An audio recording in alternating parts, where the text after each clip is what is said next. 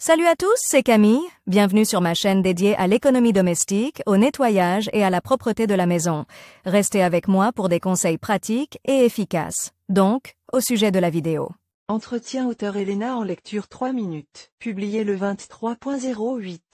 2019. Les chemises en tissu naturel ont toujours été très appréciées. Cela s'applique au lin, un matériau fin et doux, qui a beaucoup d'avantages et est pratiquement dépourvu d'inconvénients. Le seul inconvénient de cette matière est peut-être qu'elle se froisse très rapidement. En outre, peu de gens savent qu'une chemise en lin doit être repassée en respectant certaines règles, car, malgré sa solidité et sa résistance à l'usure, le lin n'est pas un matériau aussi simple qu'il n'y paraît à première vue. Si vous devez repasser d'urgence une chemise en lin, nous vous conseillons de lire d'abord nos conseils et recommandations, afin de ne pas abîmer vos vêtements. Comment repasser une chemise en lin? Vous devez commencer à repasser une chemise à partir du col. Ensuite, les manches, et seulement ensuite la partie principale du vêtement, les côtés et le dos. Dans ce cas, il est évidemment plus pratique d'utiliser une table à repasser, afin de maximiser la qualité du repassage de tous les plis et froissures, après un lavage ou un nouvel article. Règle de base pour le repassage d'une chemise en lin. En règle générale,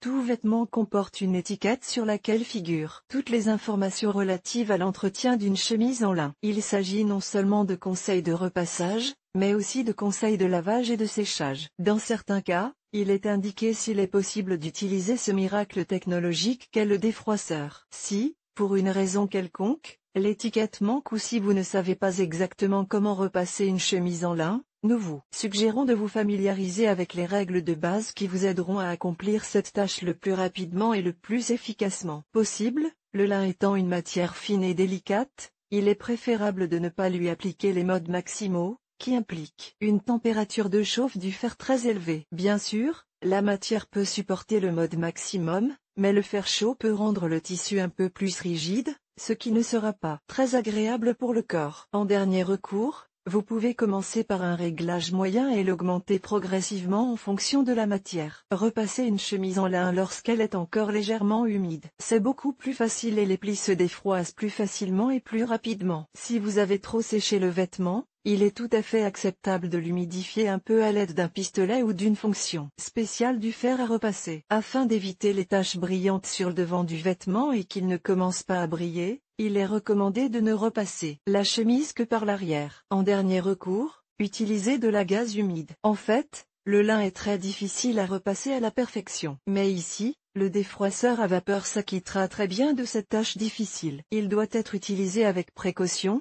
en commençant par une température et une quantité de vapeur minimale, puis en augmentant progressivement les indicateurs. Pour que le linge ne soit pas froissé, vous pouvez l'amidonner. Pour ce faire, on utilise soit des méthodes de grand-mère, soit des sprays spéciaux que l'on peut trouver dans les magasins de produits chimiques ménagers. Si vous avez mis une chemise en lin et que, après avoir voyagé dans les transports ou dans la voiture, vous constatez qu'elle s'est froissée, ne vous énervez pas. Mouillez un peu vos mains et faites des mouvements brusques sur le tissu, de haut en bas. Bien sûr, cela ne donnera pas un aspect parfait au vêtement, mais les gros plis et les replis s'aplaniront un peu. Et s'il est possible de l'enlever, accrochez la chemise sur les épaules et vaporisez un peu à l'aide d'un pulvérisateur. Si vous suivez tous les conseils de repassage, une chemise en lin plaira longtemps à son propriétaire et ne lui causera pas trop d'ennuis.